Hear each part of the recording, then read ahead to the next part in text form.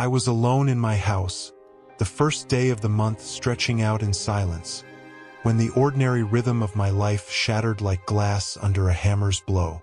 I'd settled onto my bed, the familiar creak of the wood beneath me a quiet comfort, seeking rest after a long day under the sun. My eyes drifted shut, the world fading into the soft haze of sleep, when a strange weight pressed against the air, an unseen force that prickled my skin and jolted my heart awake. I opened my eyes, and there they stood, two figures, towering and immense, their presence filling the room like a storm held captive. Their faces blazed like the sun at its zenith, radiant and blinding, forcing me to squint against the light that poured from them. Their eyes burned with a fire I'd never seen, twin flames that seemed to pierce through me, seeing every hidden corner of my soul. From their lips came tongues of fire, not destructive but alive, flickering with a warmth that brushed my face like a whisper from another world. Their garments shimmered in hues of purple, shifting as if woven from the dawn itself, and their wings, oh, their wings, glowed brighter than gold freshly pulled from the earth, each feather catching the light in a dance of brilliance. Their hands, whiter than snow on a winter peak, rested steady and calm, a stark contrast to the trembling that seized my own limbs. They stood at the head of my bed, silent for a moment, watching me with an intensity that made time itself hold its breath. Then, in voices deep and resonant, like the rolling of thunder across a vast plain, they spoke my name, Enoch. It wasn't a question or a command. It was a summons, a call that echoed through my bones and stirred something ancient within me. I sat up, my breath shallow, my mind racing to grasp what was happening. Was this a dream? A vision? The heat from their breath grazed my skin again, sharp and real, banishing any thought of illusion. My heart pounded as if it might break free of my chest, and I felt the weight of their gaze pressing me down, yet lifting me up all at once. "Have courage, Enoch," they said, their words cutting through the fog of my fear. "Do not be afraid. The eternal God has sent us to you." I blinked, trying to steady myself, but their next words struck me like lightning. "Today, you shall ascend with us into the heavens." Ascend? Me? A man of dust and toil, chosen to breach the veil between earth and sky? I couldn't fathom it. My mind spun with questions, each one tumbling over the next. Why me? What lay beyond the clouds I'd watched drift lazily above my fields? And what of my sons, my home, the life I'd known? The angels stood unwavering, their golden wings flexing slightly as if impatient to rise, and I knew there was no turning back. "You shall tell your sons and your household all that they must do without you," they continued, "and let no one seek you until the Lord returns you to them." My fear mingled with a strange thrill, terror and wonder wrestling within me. I rose from my bed, legs unsteady but compelled by a force greater than myself, and faced them fully. They were no mere messengers. They were heralds of a mystery so vast it threatened to swallow me whole. I saluted them, my voice trembling, and felt the shape of my face change. Pale with terror, yet alive with something new. Can you imagine it? One moment, you're a simple man resting in the quiet of your own home, and the next, you're staring into the eyes of eternity, chosen to witness what no mortal tongue can fully tell. I couldn't turn away, not from them, not from this. I had to know. I had to see. So I obeyed, hastening out of my house as they commanded, my steps quick and uncertain, driven by a pull I couldn't resist. I called my sons, Methuselah, Rejim, Gadad, to my side, my voice urgent as I recounted the marvels these beings had revealed. And then, with a rush of wind and light, their wings enfolded me, lifting me upward, away from the earth I'd always known, into a journey that would unravel the secrets of the heavens themselves. They lifted me on their wings, and we pierced through the clouds to the first heaven, a realm that felt both familiar and impossibly vast. I gazed in awe at a sea stretching beyond any horizon I'd ever known, its waters shimmering under a sky alive with motion. 200 angels, radiant and purposeful, ruled the stars, their wings cutting through the air as they orchestrated the celestial dance. I could hear the hum of their service, a rhythm that pulsed through the heavens and below. I saw storehouses of snow and dew, guarded by stern figures whose eyes glinted with an ancient weight. It was a place of beginnings, where the elements of earth were born, and I felt small yet tethered to something infinite, as if my own breath were part of this cosmic breath. My guides urged me upward, and we ascended to the second heaven, where light gave way to a suffocating darkness, thicker than any night I'd endured. There I saw them, prisoners dangling in chains, their faces contorted in ceaseless weeping, their forms cloaked in a gloom deeper than the blackest coal. My heart clenched as my companions whispered their story. These were apostates, angels who'd turned from the Eternal One, choosing their own will over his. I could feel the cold seeping into my bones, a chill not just of the air but of the soul, and I wondered what rebellion could drive such beings to this fate. The silence was broken only by their sobs, a sound that echoed in my chest long after we left. Higher still, we reached the third heaven, and here the air shifted, beauty and terror wove together in a tapestry I could scarcely comprehend. Before me stood the tree of life, its golden branches swaying gently, laden with fruit so fragrant it filled my lungs with sweetness, a scent that promised peace beyond imagining. I wanted to linger, to touch its leaves, but my eyes were drawn to a paradise nearby, where springs of honey and milk flowed, their streams glistening like liquid light. Yet, not far off, a fiery river roared, its flames licking the sky, and a pit yawned open, filled with murky gloom and merciless frost. My guide spoke softly. This was a place prepared for those who dishonored the Creator, who'd twisted nature with sins too vile to name. I saw no faces there, only shadows writhing in torment, and I felt a shiver of recognition. This was the duality of existence, the choice between life's bounty and its ruin, laid bare before me. The fourth heaven dazzled me next, a symphony of light and motion.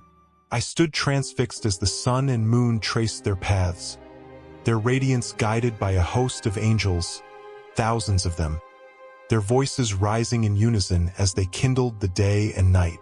The sun's will spun with a speed that stole my breath, its rays piercing the ether, while the moon followed in quiet grace. I measured their light with my eyes and felt the order of it all, a harmony so precise it seemed to hum in my blood. I thought of the earth below, how its days and nights were cradled here, and I marveled at the hands that held such power. The fifth heaven greeted me with a stillness that pressed against my chest, heavy with unspoken grief. There, I saw the Grigori, towering figures, their faces withered like autumn leaves, their mouths sealed in perpetual silence.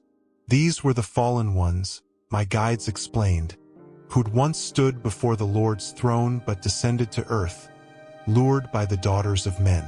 Their eyes, once bright, now stared blankly, and I could almost hear the echoes of their vows breaking on a distant hill. Giants and chaos had been born of their deeds, and now they waited here, forsaken, their prince bound elsewhere in this vast expanse. I felt a pang of pity, but also a warning. Freedom carries a price, and even the mighty can stumble. We rose to the sixth heaven, and the air burst into life again, alive with 7 bands of angels, their faces shining brighter than the sun's core, their voices weaving a song so pure it shook the foundations of my being. These were the archangels, rulers of seasons and stars, their hands tracing the paths of rivers and the growth of every blade of grass. I watched as they recorded the deeds of men, their quills moving ceaselessly, and I felt exposed, as if my own life were an open scroll before them. Their unity was breathtaking, no discord, only purpose, and I longed to join their chorus, to lose myself in their praise. The seventh heaven blinded me with its brilliance, a sea of light where fiery troops of archangels stood in ranks, their forms shimmering like molten gold. Cherubim and seraphim flanked a throne I could only glimpse from afar, its height piercing the boundless sky. I trembled, my knees buckling under the weight of such glory, and my guides steadied me, urging me to look closer. The air thrummed with their voices, a hymn that drowned out my fear, and I felt the nearness of the one who sat above, a presence too vast to name. Then came the eighth heaven, a quieter realm, where the seasons turned and the 12 constellations hung like lanterns in the firmament. I saw their heavenly homes, each a testament to the Creator's design, and I traced their patterns with my eyes, feeling time itself shift beneath me. It was a place of transition, a bridge between the tangible and the eternal, and I sensed the fragility of my own existence amid its grandeur. Finally, the ninth heaven unfolded before me, a vault called Kuchavim in the ancient tongue, where the homes of those same constellations glowed with a steady light. I stood on its edge, peering into the ether, and felt the pull of the 10th heaven above, a promise of something greater still. Each layer had peeled back a truth, order and rebellion, beauty and judgment, all woven into the fabric of creation, and I carried them with me as we climbed higher. As the two radiant beings lifted me higher, beyond the blazing lights of the 7th heaven and the cosmic dance of the 8th and 9th, I felt the air grow thinner, yet heavier with an indescribable weight. My heart raced, not from fear alone, but from a trembling anticipation that I was nearing the end of all things, or perhaps the beginning. We ascended to the 10th heaven, a realm called Aravat in the ancient tongue, and nothing I had seen before could prepare me for what lay ahead. The moment we crossed its threshold, a blinding brilliance swallowed me whole, as if the universe itself had turned to liquid fire. I squinted, my mortal eyes straining against the glory, and there, amid the boundless expanse, I saw him, or rather, I saw as much of him as my frail soul could bear. His face was like iron forged in the heart of a star, molten and alive, radiating sparks that danced like living embers across the void. It burned with a fierceness that could melt mountains, yet there was a beauty in it, an ineffable majesty that pulled me to my knees. I couldn't speak, couldn't think. My mind was a storm of awe and terror. This was no mere vision. This was the Eternal One, the source of all light, the one who holds the threads of creation in his hands. The 10th heaven wasn't just a place, it was a presence, a living reality where every particle pulsed with his will. Around me, fiery troops of archangels stood in ranks, their voices rising in a chorus so pure it seemed to weave the fabric of time itself. Cherubim and seraphim flanked the throne, their many eyes glowing with ceaseless adoration, and I realized this was no ordinary throne. It wasn't crafted by hands. It simply was vast and unshakable, stretching beyond sight, as if it had existed before the stars were born. The Hebrew name Aravat echoed in my mind, the Father of creation, and I understood why. This was where all things began, where the breath of life first stirred, where the boundaries of heaven and eternity blurred into one. I felt small, insignificant, yet strangely alive, as if standing here peeled back the layers of my soul. The air shimmered with a heat that wasn't oppressive but purifying, and I sensed that nothing impure could endure in this place. My guides stood beside me, their faces calm yet reverent, and they whispered, "Have courage, Enoch. Do not fear." But how could I not tremble? I was a man of dust gazing into the heart of infinity. Then, from the throne, a voice spoke. not with sound as we know it, but with a power that shook my bones and lifted my spirit. "Arise," it said, and I felt hands upon me. Michael, the archangel, his touch firm yet gentle. He lifted me from my prostrate state, and I stood, unsteady, before the face of the Lord. The glorious ones around me bowed, their voices hushed, and I heard the command, "Let Enoch stand before my face into eternity."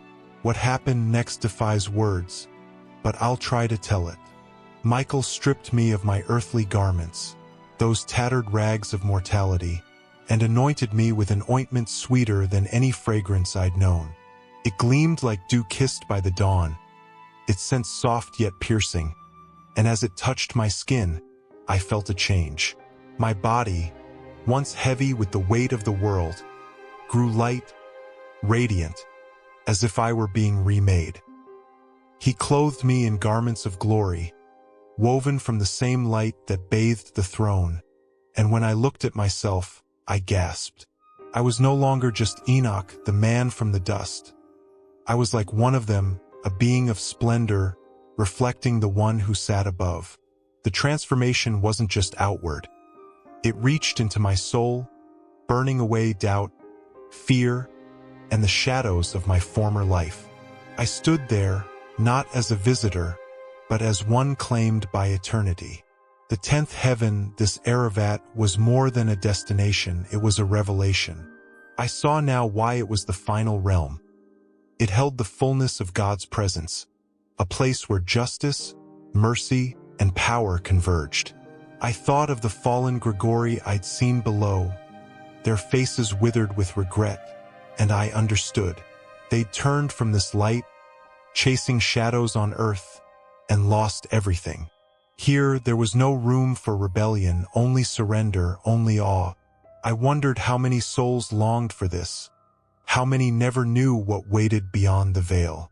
As I stood before him, time seemed to dissolve, and I felt a peace I'd never known. A peace born not of rest, but of being fully seen, fully known, and fully loved.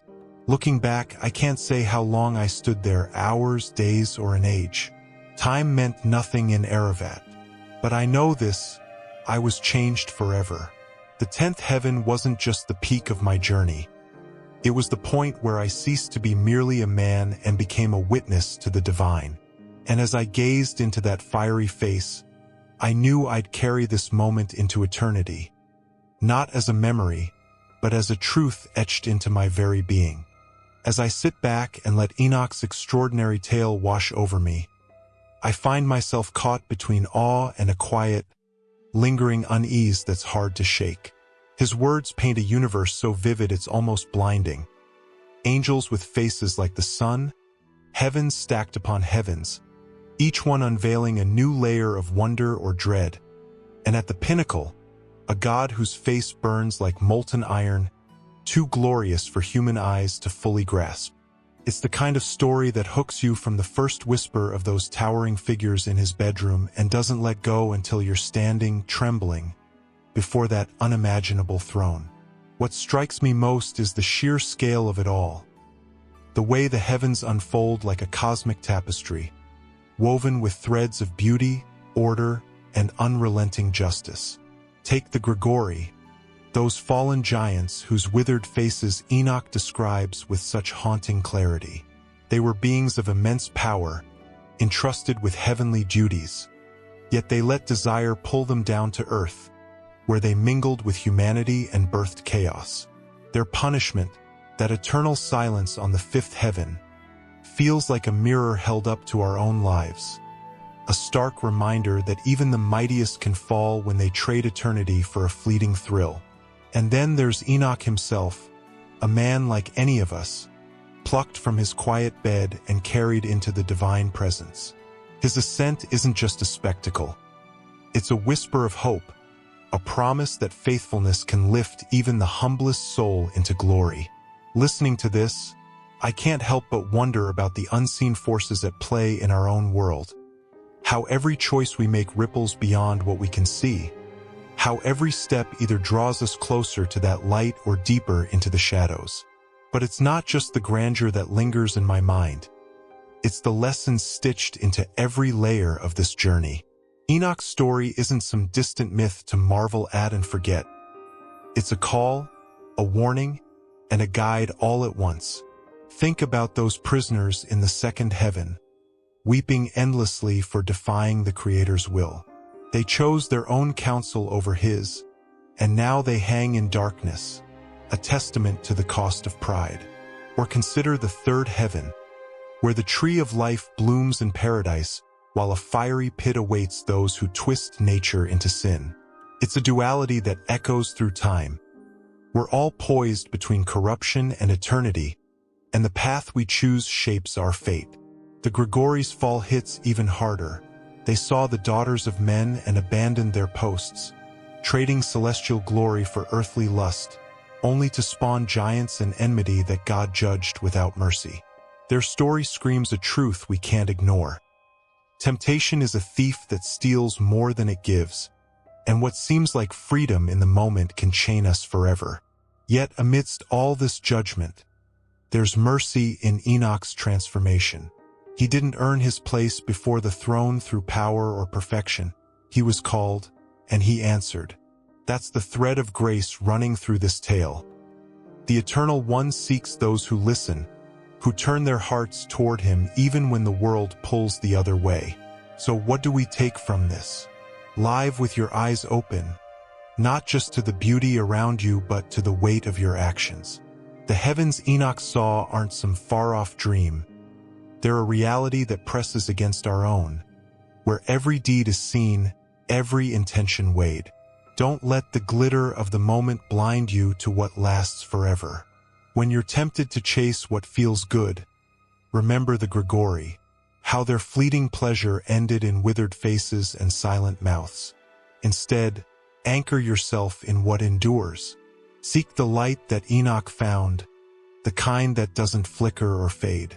If darkness creeps in, and it will lift your gaze to that throne above, where justice and mercy meet. You're not too small to be noticed or too broken to be called. Enoch was just a man, resting in his house, until the divine broke in. So stand firm, choose wisely, and let your life sing a song that echoes into eternity. Not one of regret, but of a soul that found its way home.